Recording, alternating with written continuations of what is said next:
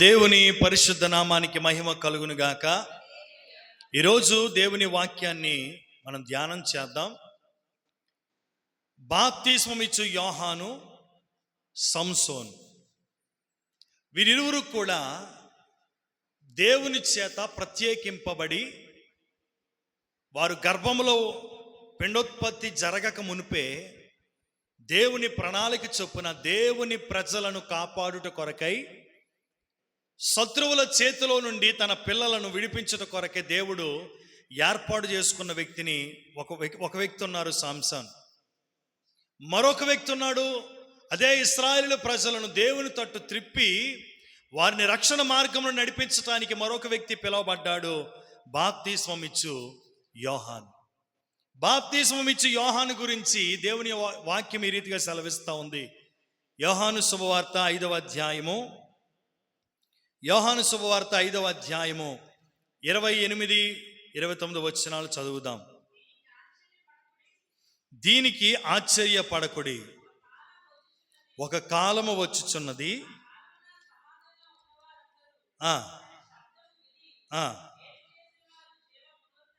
పునరుత్థానమునకును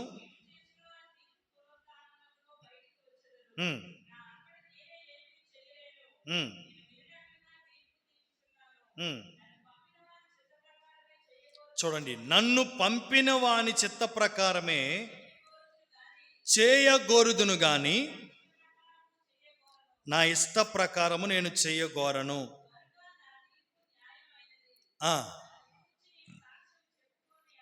35వ వాక్యాన్ని చదువుదాం. బాప్తిస్మమిచ్చు యోహాను గురించి ప్రభు ఏమని చెప్తా ఉన్నారంటే, బాప్తిస్మమిచ్చు యోహాను అతడు మండుచు ప్రకాశించుచున్నటువంటి ద్వీపమై ఉన్నాడు. హల్లెలూయా. ప్రభునందు ప్రియులరా, దేవుని చిత్తాన్ని చెయ్యవాని గురించి, దేవుని చిత్తాన్ని నెరవేర్చువాని గురించి దేవుడు చెప్తున్నటువంటి మాట ఏంటంటే, ఆ వ్యక్తి ఎలా కనబడుతున్నాడంట? మండుచు ప్రకాశించుచున్నటువంటి ద్వీపమై ఉన్నాడు. యోహాను తల్లి గర్భమందు రూపింపబడక మునిపే యోహాను తల్లిదండ్రులైనటువంటి జకర్యా, ఎలిజబెత్, జకర్యా తన తరగతి క్రమము చొప్పున దేవాలయంలోనికి ధూపం వేయటానికి వెళ్ళేటప్పుడు దేవదూత జకర్యాకి ప్రత్యక్షమై జకర్యాతో ముందుగుండానే మాట్లాడి చెప్పింది. లూకా శుభవార్త 1వ అధ్యాయము 5 నుంచి 7 వచనాలు మనం చూసినట్లయితే,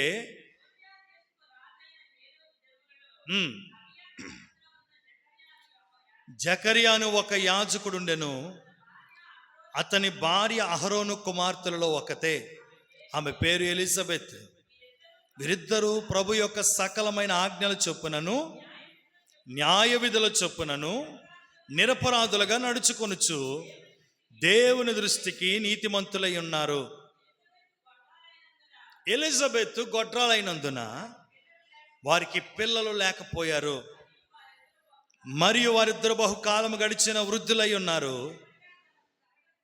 యాజకుడైనటువంటి జకర్యా తన తరగతి క్రమము చొప్పున దేవుని యొక్క ఆలయంలోనికి వెళ్ళి ధూపం వేయటానికి తన వంచు వచ్చేటప్పుడు, ఆయన ధూపం వేస్తున్నటువంటి సమయంలో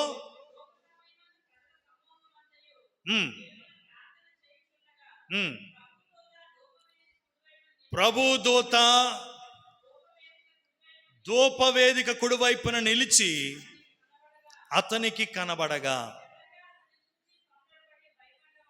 దేవునికి స్తోత్రం కలుగును గాక, దైవ దర్శనాన్ని పొందుకున్నాడు. దేవుని దూత చేత దర్శింపబడ్డాడు. జకర్యా ఒక యాజకుడుగా ఉన్నాడు.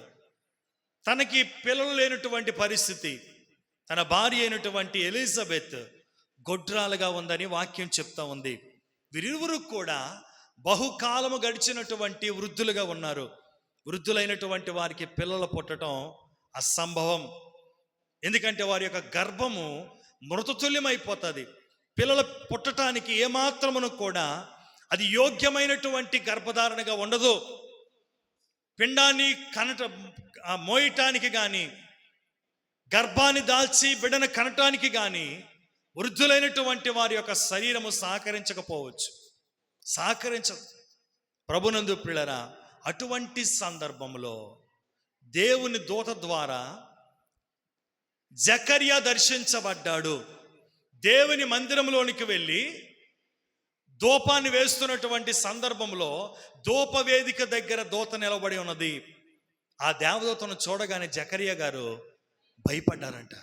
అప్పుడు దేవదూత అంటా ఉన్నారు, అప్పుడు ఆ దూత అతనితో, జకర్యా భయపడొద్దు, నీ ప్రార్థన వినబడింది,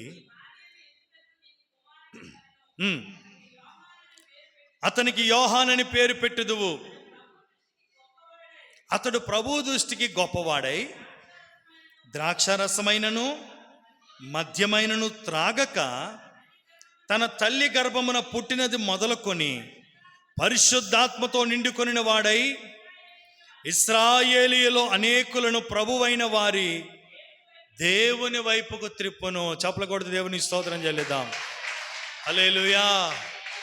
ప్రభునందు ప్రియులరా, యోహాను పట్ల ఒక దేవుడు ఒక ఉద్దేశాన్ని కలిగి ఉన్నాడు. యోహానుని తల్లి గర్భమందు రూపింపబడక మునిపే జకర్యాతో దేవుడు మాట్లాడి, దేవుడు జకర్యాకి వాగ్దానము చేత ప్రవచనాత్మకంగా యోహానుని దేవుడిచ్చాడు. ఈ యోహానుని దేవుడు ఇవ్వటానికి గల కారణం ఏంటంటే, ఇక్కడ మనం చదువుకున్నాం, ఇశ్రాయేలీయులలో అనేకులను ప్రభువైన వారి దేవుని వైపునకు ఈ యోహాను త్రిప్పుతాడు. ఆమేన్. ఈరోజు ప్రతి వారి జీవితం పట్ల దేవునికి ఒక ప్రణాళిక ఉంటుంది.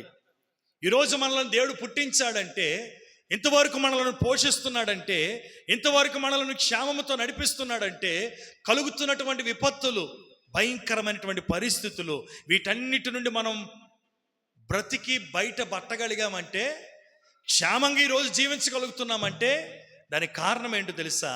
దేవునికి మన పట్ల ఏదో ఒక విశేషమైనటువంటి ప్రణాళిక ఉంది. ఏ ప్రణాళిక లేకుండా ఏ మనుషుడు కూడా నేటి వరకు సజీవుడిగా లేడు. ఈరోజు నీవు కానీ నేను కానీ సజీవులుగా ఉన్నామంటే మన పట్ల దేవునికి ఒక ప్రణాళిక ఉంది. ఏది లేకుండా వ్యర్థంగా మనం బ్రతకటం లేదు. అయ్యో నేను ఎందుకు బ్రతుకుతున్నానండి వ్యర్థంగా అంటే అది కాదు. నీ మీద దేవునికి ఒక ప్రణాళిక ఉంది. యోహాను దేవుడు పుట్టించడానికి ఒక ప్రణాళిక ఉంది. ఇశ్రాయేలు ప్రజలు నశించిపోతున్నటువంటి ఇశ్రాయేలీల యొక్క ప్రజలను దేవుడైనటువంటి లేదా రక్షకుడైనటువంటి యేసయ్య తట్టు తిప్పడానికి ఒక సాధనముగా ఆయన ఈ భూమి మీదకి రాక మునిపే యోహాను భక్తుని పంపించాడు. దేవునికి స్తోత్రం కలుగును గాక. ఆయన వచ్చి ఏం చేశాడు? సువార్త ప్రకటించాడు. ఇవన్నీ మనం తెలిసిన మాటే. అయితే దేవుడు చెప్పినట్టుగానే, ప్రభు చెప్పినట్టుగానే వాళ్ళు అనుకున్నారు, వృద్ధాప్యంలో ఉన్నాం కదా, మనం గర్భం దాల్చడం ఏంటి అని అనుకుంటే, అక్కడ ఒక చక్కని మాట ఉంటుంది. లోక సువార్త 1వ అధ్యాయంలో చూడండి, 8వ వాక్యం.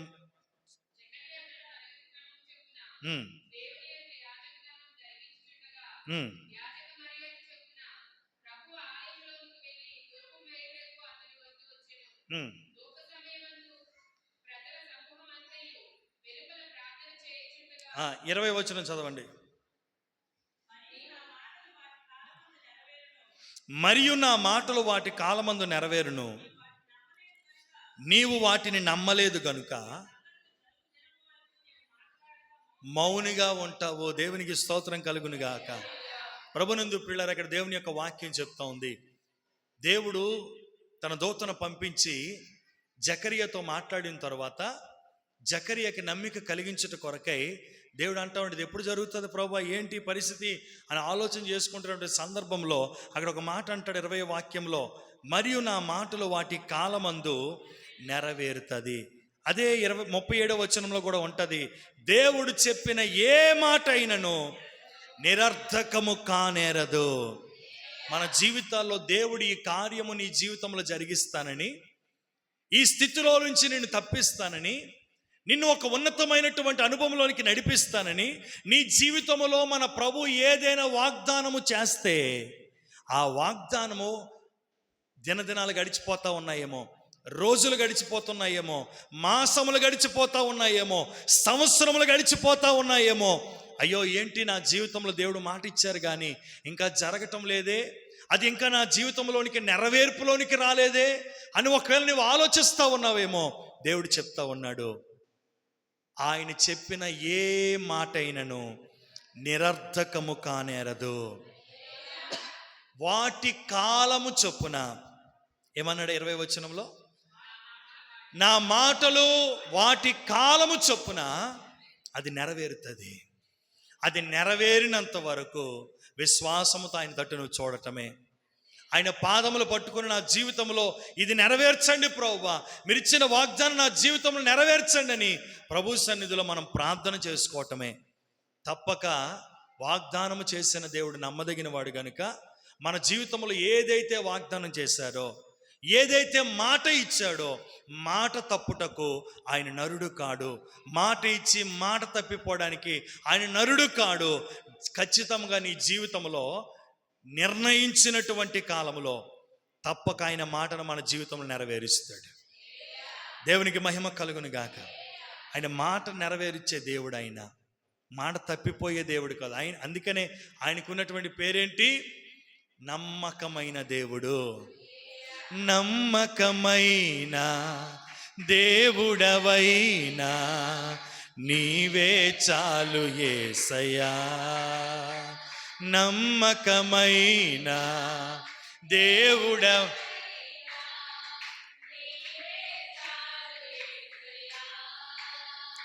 నేనేమయ్యున్నా, ఏ స్థితిలో ఉన్నా, నేనేమయ్యున్నా, ఏ స్థితిలో ఉన్నా, ఇంకేమి కోరుకోనయ్యా, అసలింకేమి కోరుకోనయ్యా. హల్లెలూయా. మన దేవుడు నమ్మదగిన దేవుడు. నీ జీవితంలో ఏదైతే చేస్తానని వాగ్దానం చేశారో అది తప్పక నెరవేర్చుటకు సమర్థుడు. హల్లెలూయా. ప్రభునందు ప్రియులారా, చూడండి, ఆ బాలుడు ప్రవచించినటువంటి రీతిగానే జకరియకి దేవుడు యోహాన్నిచ్చాడు. యోహాన్నిచ్చిన తర్వాత ఆ బిడ్డ గురించి వాక్యం చెప్తా ఉంది. 1వ అధ్యాయము 80వ వాక్యంలో, 1:80 లోకాసు శుభవార్త. ఆ శిశువు ఎదిగి ఆత్మయందు బలమును పొందుకొని ఇశ్రాయేలీయులకు ప్రత్యక్షమగు దినము వరకు అరణ్యములో ఉన్నాడు.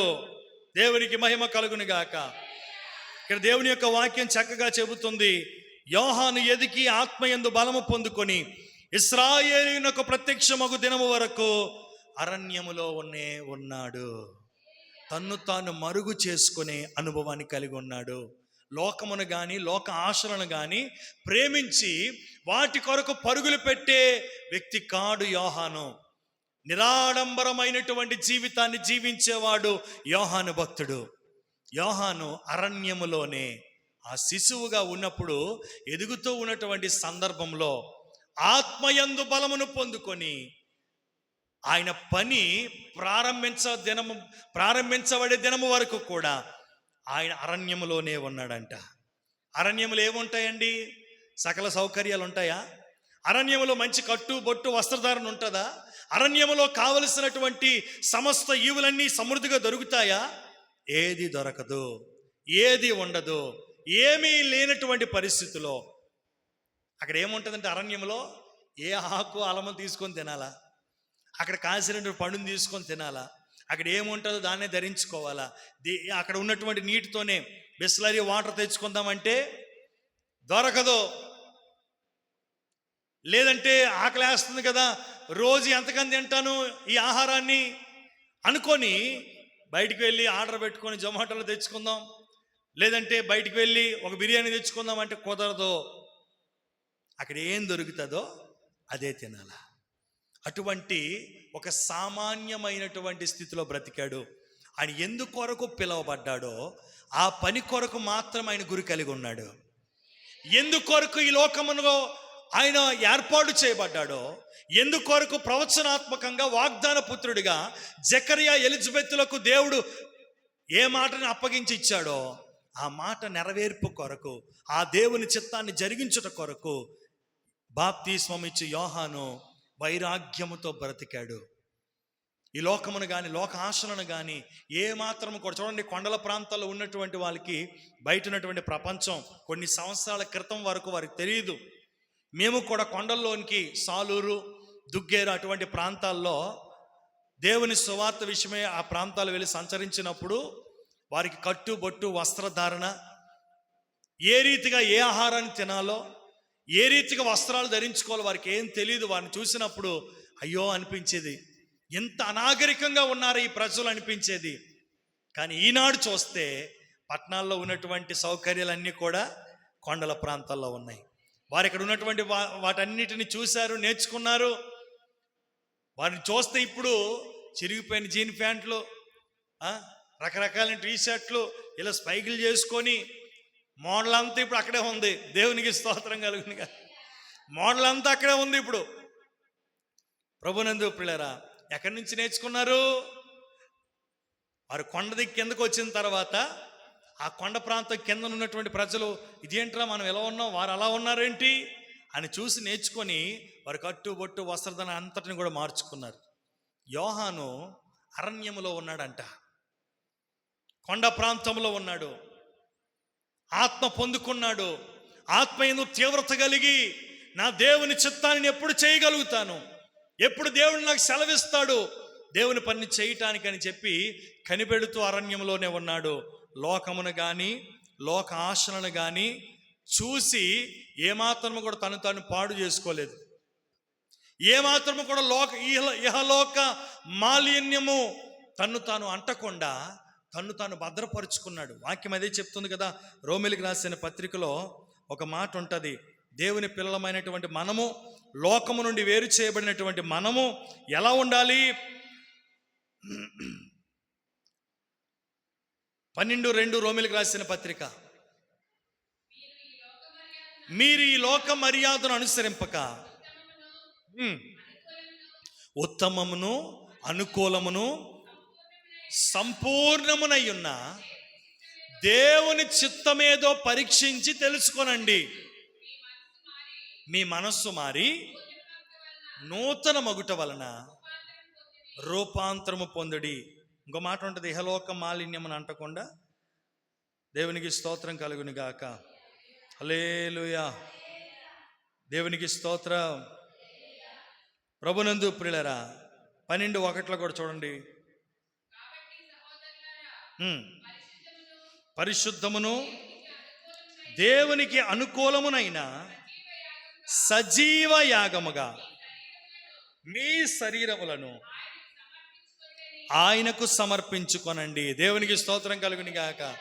పరిశుద్ధమైనటువంటివి గాను సజీవ యాగముగాను మన శరీరములను ఆయన కొరకు ప్రత్యేకించుకోవాలి, ప్రతిష్ఠించుకోవాలి.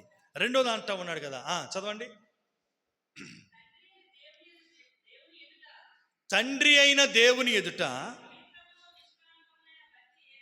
పవిత్రమును నిష్కలంకమైన భక్తి ఏంటంటే, దిక్కులేని పిల్లలను, విధవరాండ్రను వారి ఇబ్బందుల్లో పరామర్శించుటయు, ఇహలోక మాలిన్యమును తనకు అంటకుండా ఎవరికి వారిగా తాను కాపాడుకొనుటయే నిజమైనటువంటి భక్తి. దేవునికి స్తోత్రం కలుగును గాక.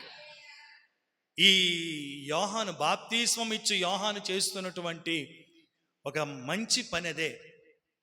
ఏం చేస్తున్నాడంటే, ఈ లోక సంబంధమైనటువంటి మాలిన్యము ఏది కూడా అంటకుండా పరిశుద్ధముగాను దేవునికి అనుకూలమైనటువంటిది గాను సజీవ యాగముగా తాను దేవునికి సమర్పించుకొని నిరాడంబరమైనటువంటి జీవితాన్ని, వైరాగ్యముతో కూడినటువంటి జీవితాన్ని చేస్తూ అరణ్యములో తాను కాపాడుకుంటూ నిజమైన భక్తిని చేస్తూ ఉన్నాడు.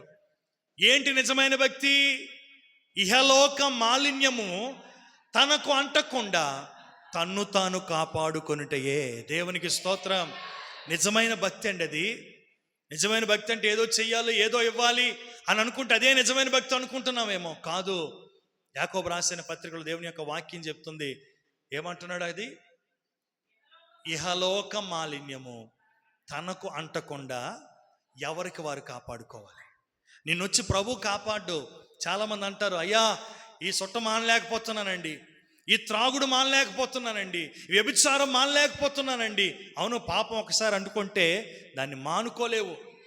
అది చాలా తీపిగా ఉంటుంది, ఆసక్తికరంగా ఉంటుంది, దాన్ని మానుకోలేవు. కానీ అది చివరకు నిత్యమైనటువంటి నరకాగ్నిలో తీసుకొని వెళ్ళిపోతుంది. నిజమైనటువంటి భక్తి చేసేవారు ఎలా ఉంటారంటే ఇహలోక మాలిన్యము అంటకుండా.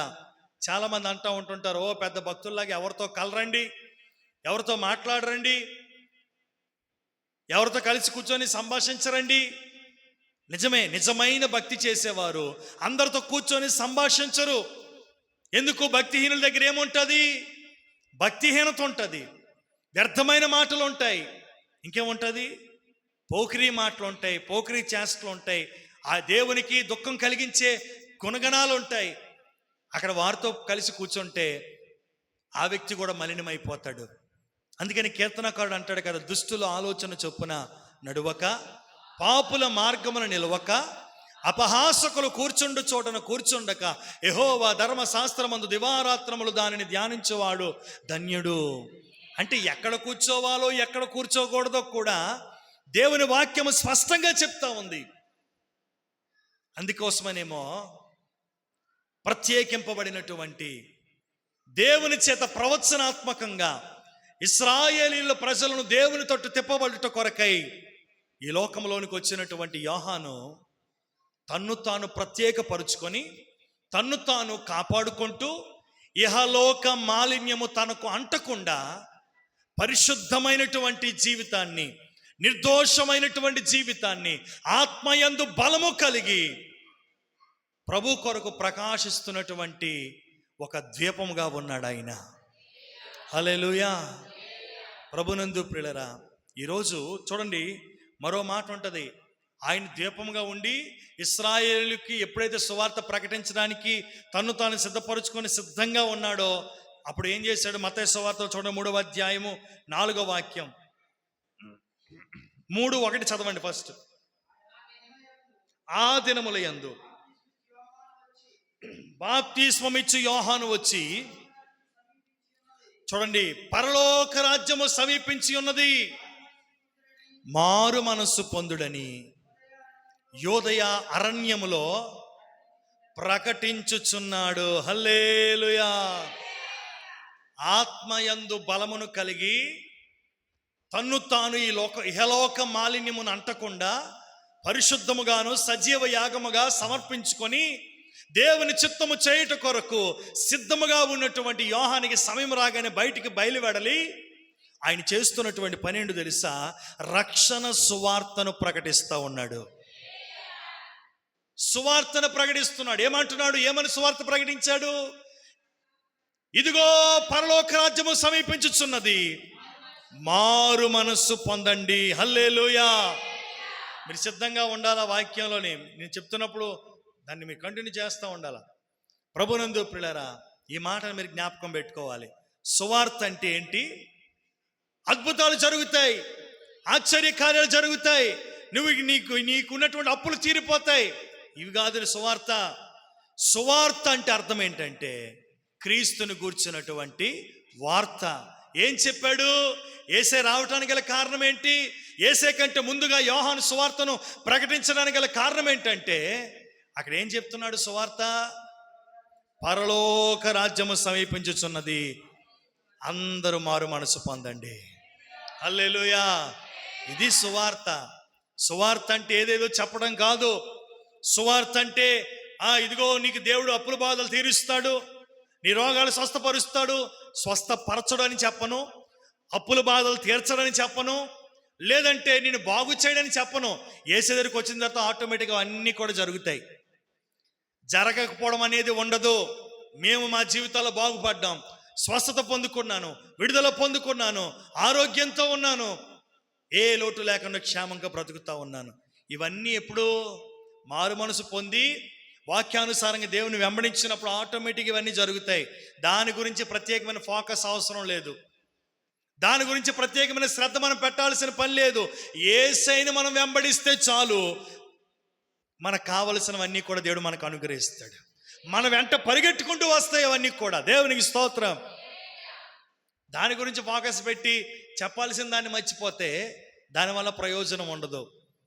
యోహాను భక్తుడు ఏమని ప్రకటిస్తున్నాడంటే, ఇదిగో పరలోక రాజ్యము సమీపించుచున్నది, అందరూ మారు మనసు పొందండి. దేవునికి స్తోత్రం కలుగును గాక.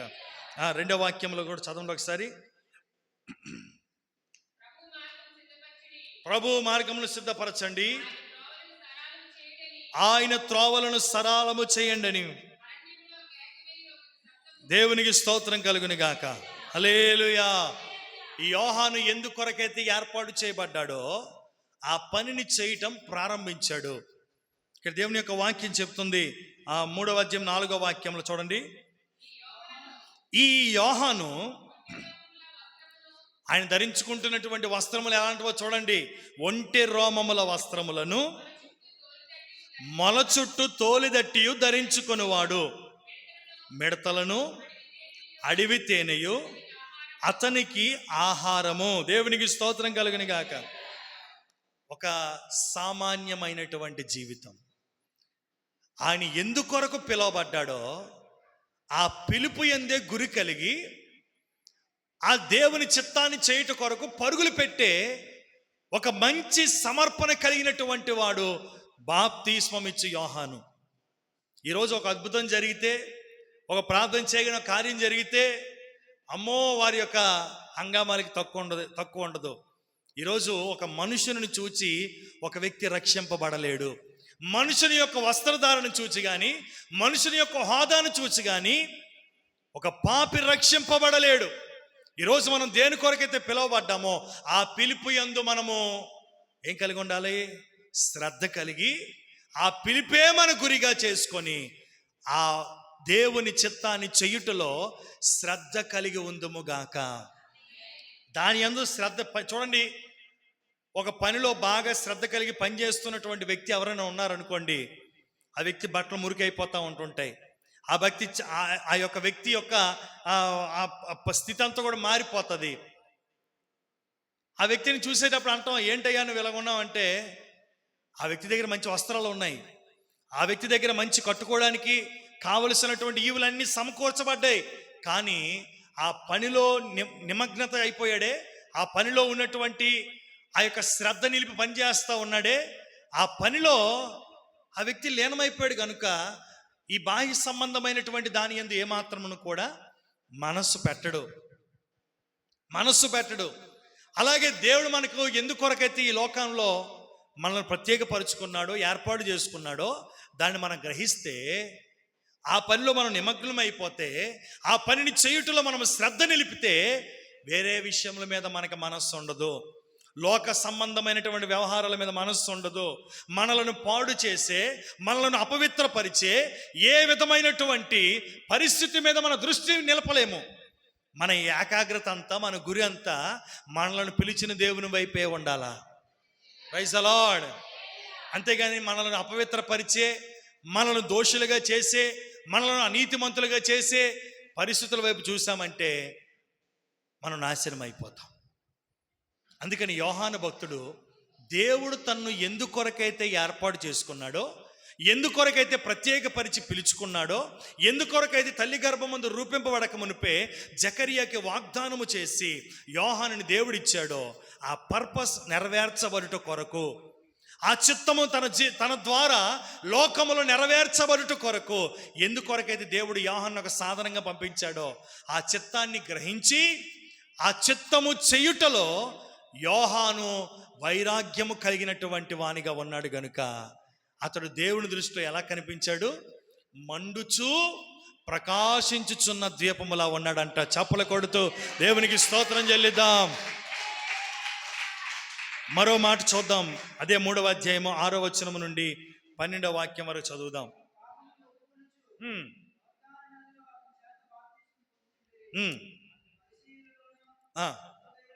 సద్దుకైలోను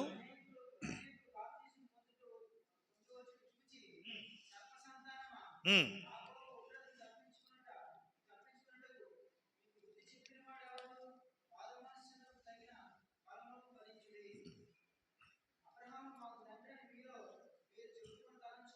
ఉమ్.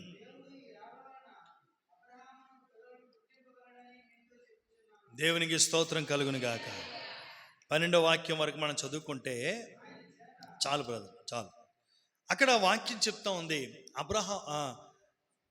బాప్తిస్మం ఇచ్చి యోహాను ఎలా ప్రకటిస్తున్నాడంటే, లాలించి పాలించే మాటలు కాదు, జ్ఞానయుక్తమైన తీయని మాటలు కాదు, సూటిగా మాట్లాడే వ్యక్తి. పాపం చేసి ఒక వ్యక్తి తన ఎదుటి కనబడితే ఆ వ్యక్తి ఏమనుకుంటాడని చెప్పి ఇండైరెక్ట్గా మాట్లాడే స్వభావం కాదు. వారు ఏమనుకున్నా, యోహాను మీద దూషించినా, యోహాను మీద తిరుగుబాటు చేసినా, తను చెప్పాలనుకున్నది ముక్కుసూటిగా చెప్పేసేవాడంతే. ఆయన ఎదుకు వచ్చినటువంటి పరిశీలన శాస్త్రులు ఏమంటున్నాడు, సర్ప సంతానమా, రాబోవు ఉగ్రతను తప్పించుకొనుటకు మీకు బుద్ధి చెప్పగలిగిన వాడెవడు? మారు మనస్సునకు తగిన ఫలాలు ఫలించండి. హల్లెలూయా, హల్లెలూయా. ఆనాడు ఆయన ఎలాంటి బోధలు బోధిస్తున్నాడు తెలుసా? ఖండితమైనటువంటి బోధలు. భక్తుడు అపోస్తులైనటువంటి పౌలు గారు అంటారు కదా, మీరు బోధించండి, బుద్ధి చెప్పండి, గద్దించండి, ఉపదేశించండి అని చెప్పుకుంటూ వస్తారే, అలాగే యోహాను భక్తుడు ఆయన బోధ ఎలా ఉందంటే గద్దించే బోధ, బుద్ధి చెప్పే బోధ. ఇంకో దగ్గర అంటాడు, కొరింథీయులకు రాసిన పత్రికలో, మేము జ్ఞానయుక్తమైనటువంటి తీయని మాటలను ఉపయోగించక. చూడండి, కొరింథీయులకు రాసిన మొదటి పత్రిక 2వ అధ్యాయము 4వ వాక్యాన్ని చదువుదాం. అపోస్తలుడైన పౌలు గారు ఏమంటున్నారంటే, మీ విశ్వాసం మనుషుల జ్ఞానమును ఆధారము చేసుకొనక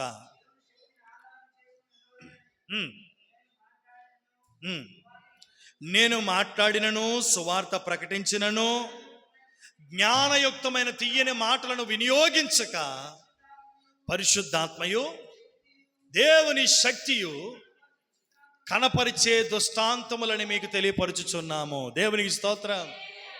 ఇది అపోస్తలుల బోధ. ప్రభునందు ప్రియులారా, జ్ఞానయుక్తమైనటువంటి తీయని మాటలను వినియోగించలేదు ఎక్కడ కూడాను. ఈరోజు ఎక్కడ చూసినా చిలక పలుకులే, ఎక్కడ చూసినా చాలా మట్టుగా, అందరిని అనడానికి లేదు కానీ అక్కడక్కడ జ్ఞానయుక్తమైనటువంటి మాటలే. దానివల్ల ఒక వ్యక్తి ఎలా రక్షింపబడతాడు, అటువంటి సందర్భం బట్టి ఒక వ్యక్తి ఎలా పశ్చాత్తాపపడతాడు. ఒక వ్యక్తి పశ్చాత్తాపపడాలి అంటే, ఒక వ్యక్తి మారు మనసు పొంది, అయ్యా నేను పాపిని, నాకు రక్షణ కావాలని రొమ్ము కొట్టుకొని నాకు రక్షణ దయచేయండి అని ఒక వ్యక్తి రక్షింపబడాలి అంటే ఆ వ్యక్తి ఏం కలిగి ఉండాలో తెలుసా? హృదయం తెరవబడాల. ఎప్పుడు హృదయం తెరవబడుతుంది? జ్ఞానయుక్తమైన తీయని మాటలు వినియోగించినప్పుడు కాదు. జ్ఞానయుక్తమైనటువంటి తీయని మాటలు, లేదంటే తన స్వబుద్ధిని ఆధారం చేసుకొని చెప్పే మాటలను బట్టి ఒక పాపి రక్షింపబడలేడు. ఎప్పుడు రక్షింపబడతాడంటే, దేవుని వాక్యము తన హృదయంలో చొచ్చుకుపోయేటప్పుడు ఆ వాక్యము తన జీవితంలో ఒక నూతనమైన కార్యాన్ని జరిగిస్తుంది. తన పాపాన్ని ఒప్పుకునేటట్టుగా చేస్తుంది. ఆ వ్యక్తి పశ్చాత్తాపపడేటట్టుగా చేస్తుంది. ఆ వ్యక్తి రక్షింపబడేటట్టుగా చేస్తుంది. దేవునికి స్తోత్రం కలుగును గాక. కనుక ఇక్కడ చూడండి, ఇంకో మాట ఉంటుంది. మార్కు సువార్త 1వ అధ్యాయంలో 4-5 వచనాలు చదవండి ఒకసారి.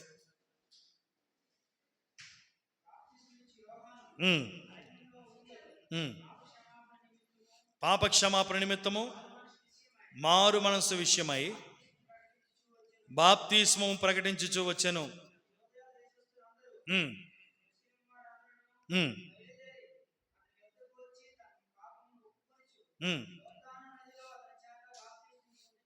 దేవునికి స్తోత్రం కలుగును గాక. ఈ రీతిగా అక్కడ ఏమందో మరొకసారి చూడండి ఒకసారి. 4-5 వచనాల్లో, బాప్తిస్మం ఇచ్చి యోహాను అరణ్యములో పాప క్షమాపణ నిమిత్తము మారు మనస్సు నిమిత్తము బాప్తిస్మమును గురించి ప్రకటిస్తూ ఉన్నాడు. అంతటి యోధా దేశస్థులందరూ కూడా, యెరూషలేము వారందరూ కూడా బయలుదేరి అతని యొద్దకు వచ్చి తమ పాపములు ఒప్పుకొనుచు యోర్దాను నదిలో. ఎవడైనా తిడితే వాళ్ళ దగ్గరికి వస్తారండి? తిడితే వస్తారా? సర్ప సంతానమా, చెరుపు చెయ్యు ప్రజలారా అని ఇలా తిడతా ఉంటుంటే తండోపతండాలుగా ప్రజలకు గదిలో చెప్తున్నారంట. ఆనాటి కాలం బోధ చూడండి ఎలా ఉందో. యోహాను ముక్కుసూటిగా మాట్లాడే మనిషి, అటువంటి వారికి దెబ్బలు కూడా తప్పవు. ముక్కుసూటిగా ఉంటే, సత్యం కొరకు నిలబడితే వ్యతిరేకతలు తప్పవు, దెబ్బలు తప్పవు, దూషణలు తప్పవు. అయినప్పటికీ జీవ కిరీటం కూడా ఆ వ్యక్తికి తప్పదు. దేవునికి స్తోత్రం కలుగును. హల్లెలూయా. వీటన్నిటిని సహించుకుని సత్యము కొరకే నిలబడితే జీవ కిరీటం కూడా ఆ వ్యక్తికి తప్పకుండా దేవుడు ఇస్తాడు.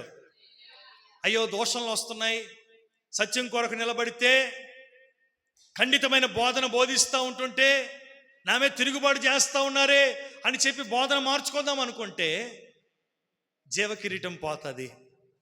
ఇంతవరకు నువ్వు శ్రమ పడినటువంటి ఆ శ్రమ అంతా కూడా వృధా అయిపోతుంది. ప్రభునందు ప్రియులారా, ఇక్కడ యోహాను భక్తుడు, ఇందులో మనం మత్తయి సువార్తలు చదువుకున్నాం కదా, రాబోయే ఉగ్రతను మిమ్మల్ని ఎవడు తప్పించగలడు అని మగుమాటం లేకుండా ఖండితముగా వారికి బోధిస్తూ బుద్ధి చెప్తూ ఉంటుంటే యోదయా దేశము నుండి, యెరూషలేము దేశము నుండి, ఆయా ప్రాంతాల్లో నుండి అనేక మంది ప్రజలు తండోపతండములుగా ఆయన యొద్దకు వచ్చి మారు మనసు విషయమై, పాపక్షమాపణ విషయమై బాప్తిస్మము పొందుచూ వచ్చిరి. హల్లెలూయా. ఒక వ్యక్తి మారు మనసు పొందాలి అంటే చెప్పాను కదా, ఖచ్చితమైనటువంటి శ్రేష్టమైనటువంటి దేవుని మాట వలనే పొందగలుగుతాడు. ఆ మాటే మన జీవితాల్లో క్రియ చేసి మనల్ని రక్షణకు కారణముగా చేస్తుంది. ఇంకో దగ్గర ఉంటుంది మాట చూడండి, మత్తయి సువార్త 11వ అధ్యాయము 20వ వాక్యం చదువుదాం. మత్తయి సువార్త 11:20. అందువలన ఆయన ఏ ఏ పట్టణములో విస్తారమైన అద్భుతములు చేసెనో ఆ పట్టణముల వారు మారు మనసు పొందకపోవటం వలన ఆయన వారిని ఇట్లు గద్దింపసాగెను. దేవునికి స్తోత్రం కలుగును గాక. ప్రభు అనేకమైన అద్భుతాలు చేశాడు, ఆశ్చర్య కార్యాలు చేశాడు. కొన్ని ప్రాంతాల్లోనైతే లెక్కలేనటువంటి అద్భుతాలు చేశారంట. అద్భుతాలు పొందుకుంటున్నారు, వారి జీవితాల్లో మేలుల చేత నింపబడతా ఉన్నారు. ప్రభు చేసే కార్యాలు వారి జీవితాల్లో వారు పొందుకుంటున్నారు. అయితే వారిలో ఏం కనిపించలేదు? యేసయ్యకి మారు మనసు కనిపించలేదు. ఈరోజు అద్భుతాలు జరిగితేనే, ఆశ్చర్య కార్యాలు జరిగితేనే యేసయ్య దేవుడని, యేసయ్య ఉన్నారండి, మీ దేవుడు గొప్పోడండి అని చెప్తారేమో కానీ యేసయ్యను నమ్ముకోవాలి, పరలోకం వెళ్ళాలి, నిత్య జీవాన్ని పొందుకోవాలి, దానికి కావలసినటువంటి మారు మనస్సు, పాపక్షమాపణ వారు పొందుకోరు. వారు పైన నోటి మాటలతో చెప్తారు, అమ్మో మీ దేవుడు గొప్పోడండి, మీ దేవుడు అద్భుతాలు చేసే దేవుడండి, మా జీవితాలు కూడా అలా చేశాడండి అని నమ్ముతారే, చెప్తారే తప్ప మారు మనస్సు పొందరు. నమ్మడం కాదు యేసయ్య కావలసింది, మారు మనసు పొంది రక్షింపబడి ఆయన రాజ్యంలోనికి ఒక వ్యక్తి రావాలి. అది ఆయన కోరుకుంటున్నటువంటిది. దేవునికి స్తోత్రం. అందరూ నమ్ముతారు, మీ దేవుని మేము నమ్ముతున్నామండి, అందరూ నమ్మేస్తారు గుడ్డిగా. నమ్మడం కాదు, మారు మనసు పొందటం కావాలి. Praise the Lord. ప్రభునందు ప్రియులారా, అద్భుతాల వలనో, ఆశ్చర్య కార్యాలు పొందుకోవటం వలనో, సూచక్రియలు నీ జీవితంలో జరగటం వలనో ఒకవేళ యేసయ్యను నమ్ముకోవచ్చు. కానీ ఎక్కువ శాతం దేవుని వాక్యము వలన దర్శింపబడిన వారే దేవుని వెంబడించు వారిగా ఉంటారు. అక్కడ ఆదిమ సంఘములో కూడా ఆదిమ అపోస్తులు పేతురు గారు ఏం చేశారు? పేతురు గారు కూడా వారి హృదయములు నొచ్చుకునేటట్టుగా వారు గద్దించి బోధించినప్పుడు అనేకులు మారు మనసు విషయమై, పాప క్షమాపణ విషయమై బాప్తిస్మము పొందిరి అని అపోస్తుల కార్యం 1వ అధ్యాయము 38వ వాక్యములు దేవుని వాక్యం సెలవిస్తూ ఉంది. కనుక ఈరోజు ఒక వ్యక్తి మారు మనసు పొందాలి అంటే, పాప క్షమాపణ పొందాలి అంటే అద్భుతాల కంటే జీవింపజేసే దేవుని వాక్యమే మనకు కావాలి. హల్లెలూయా. ఎవరైతే వాక్యము ద్వారా రక్షింపబడతారో వారు స్థిరులై ఉంటారు. అద్భుతాల వల్ల వచ్చినటువంటి వాళ్ళు వెనక్కి తిరిగి వెళ్ళిపోతారు. మరలా అద్భుతం పొందుకున్న తర్వాత గడిచిన 2-3 నెలల క్రితము, జనవరిలోనో ఫిబ్రవరిలోనో మన దగ్గరికి ఒక చిన్న కుర్రాన్ని తీసుకొని వచ్చారు. మన విజయనగరంలోనే జమ్ము నారాయణపురం నుంచి ఒక భార్య భర్తలు ఒక కుమారుణ్ణి తీసుకొని వచ్చారు. ఆ కొడుక్కి, ఆ కూతురు కొడుకో చిన్న బిడ్డ, దయ్యం బట్టి రాత్రులు నిద్ర పట్టేది కాదు. పాపం రోజాలని ఏడ్చుకుంటూ చాలా భయంకరమైన పరిస్థితి. ఆ బిడ్డను తీసుకొని వచ్చారు. మనందరికీ తెలుసు, సంఘంగా మనమందరం ఇక్కడే ఉండి ఒక ప్రార్థన చేసాం విశ్వాసంతో. వారికి చెప్పాం, యేసయ్యను నమ్ముకోండి, ఇదే కాదు మీ జీవితాల్లో ఇంకా గొప్ప కార్యాలు చేస్తారు, పరలోక రాజ్యాన్ని ఇస్తారు. కొన్ని విషయాలు మనం వారికి చెప్పడం జరిగింది. వాళ్ళు అక్కడికి వచ్చినప్పుడు బాగానే అంగీకరించారు, వెళ్ళిపోయారు. ఆ రాత్రి ప్రశాంతంగా నిద్రపోయిందంట ఆ బిడ్డ. వారి దగ్గర నీ నెంబర్ తీసుకున్నాను కనుక ఫోన్ చేశాను. ఉదయకాలం ఎలా ఉందో ఏంటో, అసలు తగ్గిందా లేదా అని ఉదయకాలం ఫోన్ చేస్తే, అయ్యగారు చాలా బాగుందండి, మా బిడ్డ చాలా నిద్రపోయింది, చక్కగా ఆహారం తీసుకుంటుంది అని సాక్ష్యం చెప్పింది.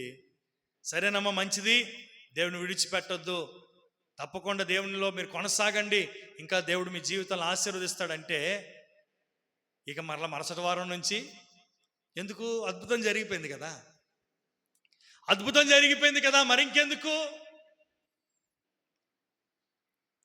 అదే వాక్యము చేత దర్శింపబడితే వారి హృదయం మారిపోతుంది, వారి నేత్రములు తెరవబడతాయి, దేవుని చూస్తారు వాళ్ళు. దేవునికి స్తోత్రం కలుగును గాక.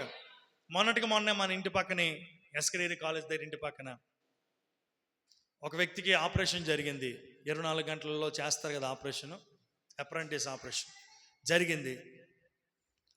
ఒక 3-4 రోజులు హాస్పిటల్లో ఉన్నారు. ఇంటికి తీసుకొచ్చారు. తర్వాత ఇద్దరం వెళ్ళి ఫ్రూట్స్ అవి ఇచ్చి పలకరించి వచ్చేసాం, అయిపోయింది.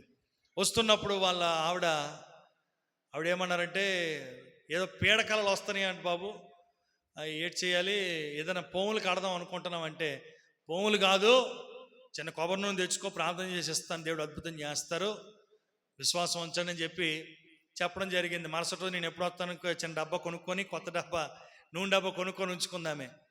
నేను రాగానే ఆ డబ్బా ఇచ్చి ప్రార్థన చేస్తారో కదా, చర్చికి తీసుకెళ్ళి ప్రార్థన చేస్తారంటే, చర్చి వరకు అక్కర్లేదు, ఇక్కడే ప్రార్థన చేస్తానని అక్కడే నిలవబెట్టి చిన్న ప్రార్థన చేసి ఆ నూనెని ఇచ్చాను.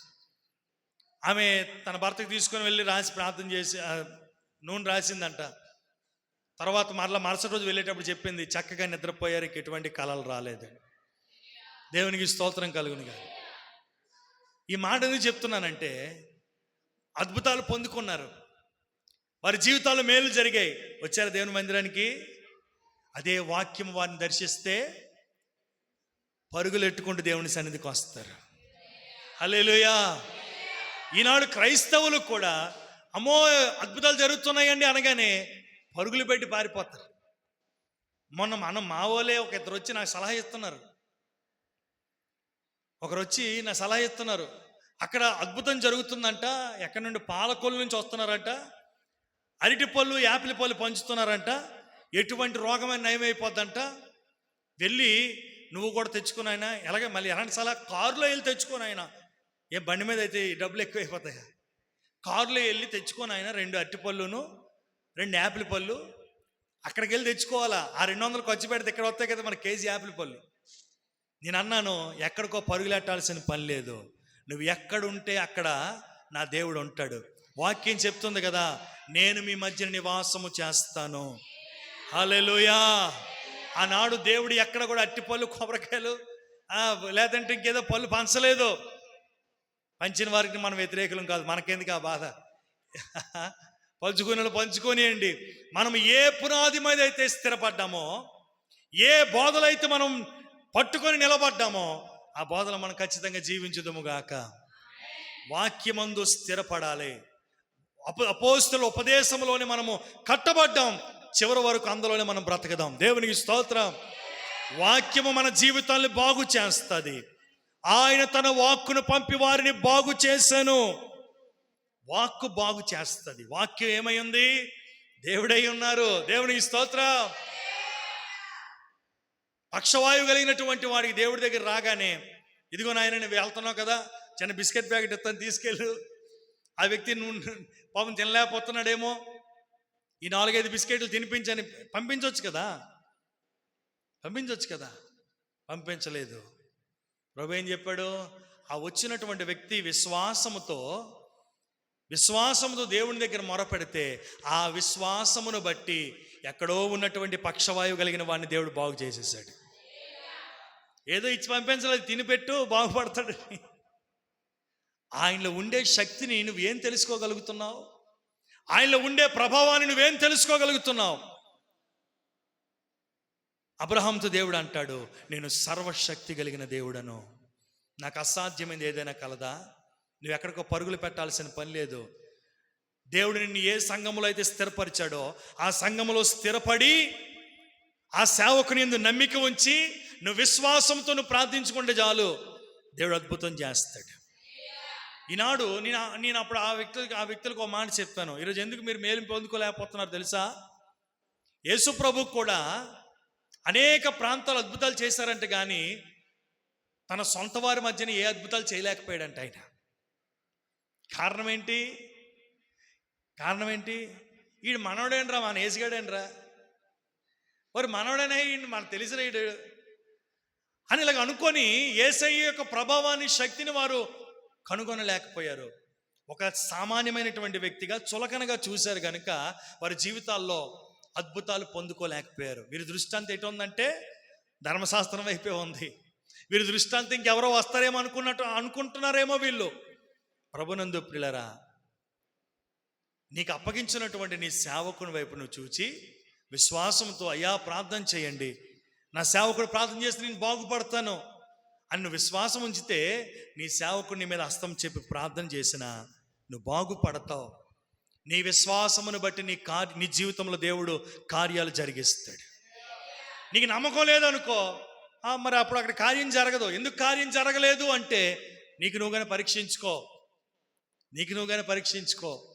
చాలామంది అంతే కదా, ఎవరో బయట లేకపోతే వస్తూ ఉంటుంటే ఎగబడి పరిగెలాడుతున్న బుర్రలు పెట్టేస్తూ ఉంటుంటారు. అదే సొంత సేవకుని దగ్గర ప్రార్థన చేయించుకోవడానికి కూడా వారికి ఏముండదంటే విశ్వాసం ఉండదు. పోనీ మీరు గొప్ప భక్తులైతే దేవుని స్తోత్రం, చేయించుకోవాలని మనం చెప్పలేదు. నేను చెప్తున్న మాట, అక్కడున్న పవర్ ఇక్కడ పనిచేయదా? వారిని పిలిచిన దేవుడే కదా ఈ సేవకుని పిలిచాడు. వెళ్ళి అందుకనే బాగుపడనని చెప్పాను వారికి. దేవునికి స్తోత్రం కలుగును గాక. మరి ఎక్కడ లేరంట పాపం. అది మళ్ళీ అక్కడ పెట్టేసి ఉంటుంది, కొనుక్కోవాలంట. దేవుడు ఉచితంగా ఇచ్చాడు, ఉచితంగానే ఇమ్మన్నాడు. ఉచితంగా మీరు పొందుకున్నారు, ఉచితంగానే ఇమ్మన్నాడు.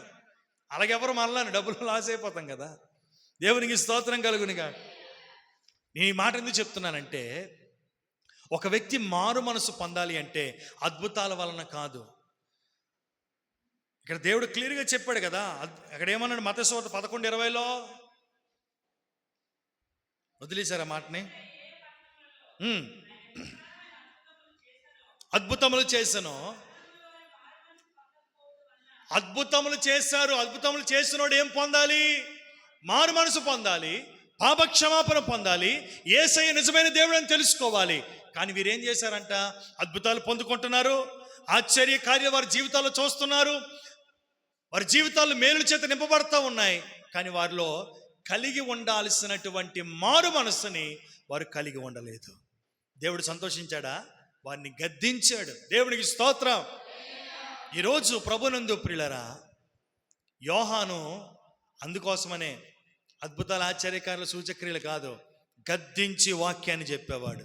ముక్కుసూటిగా ఉన్నది ఉన్నట్టుగా ప్రకటించేవాడు. ఒకవేళ ఆ వ్యక్తి తప్పు చేసిన వ్యక్తి అయితే ఆ వ్యక్తి యొక్క తప్పు నేరుగా మాట్లాడేవాడు. రాజును కూడా క్షమించలేదు యోహాను భక్తుడు, తెలుసా? రాజును కూడా క్షమించలేదు. చూడండి మత్తయి సువార్తలోనే 14వ అధ్యాయము, మత్తయి సువార్త 14వ అధ్యాయం 3వ వచనం. యాలయనగా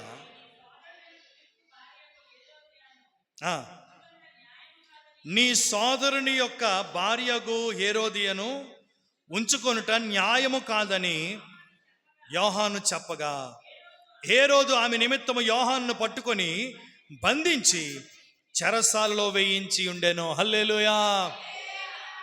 ఇది ఖచ్చితమైనటువంటి బోధ. ముక్కుసూటిగా మాట్లాడే మాట. రాజుగారి కదా, అక్కడికి వెళ్ళి ఏదైనా చెప్తే ఏమనుకుంటాడని, నథింగ్, ఏం లేదు.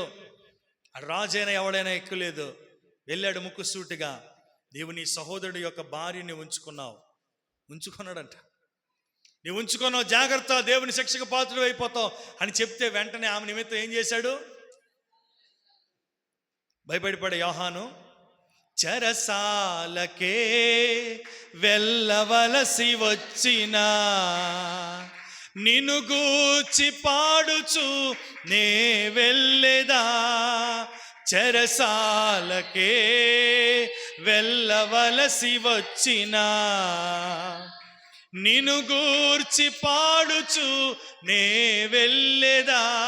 నీవు సెలవిస్తే చెరసాలను నీ మందిరముగా మార్చెదా.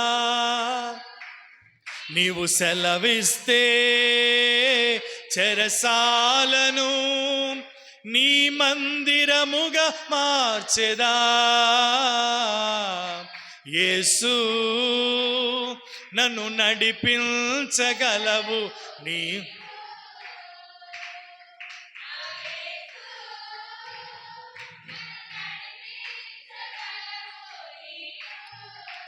కారు మేఘాలే అయినా ఓడ మునిగిపోయే జల ప్రళయాలే అయినా కారు మేఘాలే అయినా ఓడ మునిగిపోయే జల ప్రళయాలే అయినా యేసు నన్ను నడిపించగలవు నీవు. హల్లెలూయా. చెరసాల్లో ఏం చేశారు యోహాన్ని? భయపడలేదు, దిగులు పడలేదు. ఏం చేశారు తెలుసా? చివరికి ఆయన ఖచ్చితంగా నిలవబడి సత్యము కొరకు తన ప్రాణాన్ని కూడా త్యాగం చేసేసాడు. ఎక్కడ రాజీ పడలేదు, ఎక్కడ లోక మాలిన్యమును అంటించుకోలేదు, పరిశుద్ధత విషయంలో ఎక్కడ కూడా తల వంచలేదు. యోహాను భక్తుడు వైరాగ్యముతో బ్రతికాడు. దేవుడు ఎందుకొరకు ఏర్పాటు చేసుకున్నాడో, దేవుడు ఎందుకొరకైతే పిలుచుకొని ప్రత్యేకపరుచుకొని యోహానుని ఈ లోకానికి పంపించాడో ఆ చిత్తాన్ని నెరవేర్చి దేవుని ఎదుట మండుచు ప్రకాశించుచున్నటువంటి ద్వీపముగా కనిపించాడు యోహాను. ప్రభువే సాక్ష్యం ఇచ్చాడు యోహాను గురించి, ఇతడు మండుచు ప్రకాశించుచున్నటువంటి ద్వీపముగా ఉన్నాడని. ఈరోజు లోకములో నుండి మనం సృజింపబడ్డాం. జగత్పునాది వేయబడక మునిపే దేవుడు మనల్ని ఏర్పాటు చేసుకొని ఈ లోకంలో ఉన్నటువంటి ప్రజలందరిలో మనల్ని ప్రత్యేకపరుచుకొని ముందుగా ఆయనను మనం ఎరుగునట్లుగా ఆయన కృప చొప్పున మనకి రక్షణ భాగ్యాన్ని ఇచ్చారు. రక్షణ భాగ్యాన్ని ఇచ్చి ఆయనను వెంబడించే వారిగా దేవుడు మనల్ని చేశాడు. ఇప్పుడు వెంబడించుచున్నటువంటి ఈ కోణంలో నీకు నాకున్నటువంటి బాధ్యత ఏంటో తెలుసా? మనం ఏం చేయాలి? చీకటిలో నుండి వెలుగులోనికి వచ్చినట్లు పిలిచినటువంటి వాని యొక్క గుణాతిశయములను ప్రచురపరుచు నిమిత్తమై రాజులైన యాజక సమూహముగా పిలువబడిన వారిగా దేవుడు మనల్ని చేశాడు. చీకట్లో ఉన్నాం, వెలుగులోని పిలిచాడు. అలా పిలిచినటువంటి వాని యొక్క గుణాతిశయములను ఈ లోకములో ప్రకటించాలి. అంతేగాని చీకట్లో మనం ఉండకూడదు, మనం వెలుగై ఉండాలి, లోకానికి వెలుగై ఉండాలి. చీకటిలో ఉన్న వారిని వెలిగించాలి, అపవిత్రులైనటువంటి వారిని పరిశుద్ధ మార్గంలో నడిపించాలి. మనము వారికి పరిశుద్ధమైనటువంటి జీవితాన్ని జీవిస్తూ ఒక మాదిరికరమైనటువంటి బ్రతుకును బ్రతకాలి. త్రాగుబోతు దగ్గరికి వెళ్ళి తాగుడులో కూర్చుంటే, వ్యభిచారి దగ్గరికి వెళ్ళి మనం కూడా పనులు చేస్తూ ఉంటుంటే, ఇంకా పాపపు కలిగినటువంటి స్థితుల మధ్య మనం కూడా జీవిస్తూ ఉంటుంటే సాక్ష్యం ఎక్కడ ఉంటుంది? ఒక ప్రత్యేకమైనటువంటి మాదిరి కలిగిన జీవితములను జీవించుదుముగాక. ఎందుకు ఏర్పాటు చేసుకున్నాడు, పిలుచుకున్నాడంటే ఆయనను ప్రకటించటానికి. ఆ చిత్తాన్ని యోహాను తెలుసుకున్నాడు. ఈరోజు నీ పట్ల దేవునికి ఉన్న చిత్తం ఏంటో తెలుసా? సర్వలోకమునకు వెళ్ళి సర్వ సృష్టికి సువార్తను ప్రకటించాలి. ఇప్పుడు ఈ సువార్తను ప్రకటించే విషయంలోనే ఈ అంచె దినాల్లో మనం నిమగ్నమై ఉండాలి. వేరే పని మనకి ఇంకేం ఉండకూడదు. మన పని ఏంటంటే, నువ్వు పనిపాట్లకు వెళ్ళినా, నువ్వు పని చేసుకున్నా, లేదంటే నువ్వు ఆహారం తింటున్నా, వేరే వేరే ప్రాంతాలు సంచరించుకుంటూ ప్రయాణమే వెళ్తున్నప్పటికీ కూడా నీకున్నటువంటి బాధ్యత, నీ పని, దేవుని చిత్తము నీ పట్ల ఏమై ఉందో నువ్వు గ్రహించి ఆ చిత్తాన్ని నువ్వు నెరవేర్చే వ్యక్తిగా ఉండాలి. అలా ఉండకపోతే మన జీవితానికి, మన జన్మకి ప్రయోజనం లేదు. ఇహలోక మాలిన్యం అంటకుండా వెంబడిస్తున్నటువంటి ఆ యొక్క వెంబడించినటువంటి ఆ విధానంలో ఇహలోక మాలిన్యము అంటకుండా సజీవ యాగముగా మీ శరీరములను దేవునికి సమర్పించుకొని పరిశుద్ధమును దేవునికి అనుకూలముగా జీవించేవారుగా ఉందుముగాక. లోక సంబంధమైనటువంటి వారిగా కాదు. యోహాను ఎక్కడున్నాడు? అరణ్యంలో ఉన్నాడంట. లోకంలో కాదు మనం ఉండాల్సింది, దేవుని పాదముల చెంత. దేవుని పాదముల చెంత మనం ఉండాలా. ఆయన పాదాలు పట్టుకోవాలా, ఆయన చిత్తాన్ని తెలుసుకోవాలా. ఆ చిత్త ప్రకారంగా మనం చేయగలిగితే, ఆయన చిత్త ప్రకారంగా మనం చేయగలిగితే, ఇదిగో జయించు వానికి ఏమిస్తాడు దేవుడు? జీవ కిరీటమును ఇస్తాడు. హల్లెలూయా. కనుక ఈరోజు మనం బాప్తిసం ఇచ్చి యోహాను గురించి మాత్రం మాట్లాడుకోగలిగాం.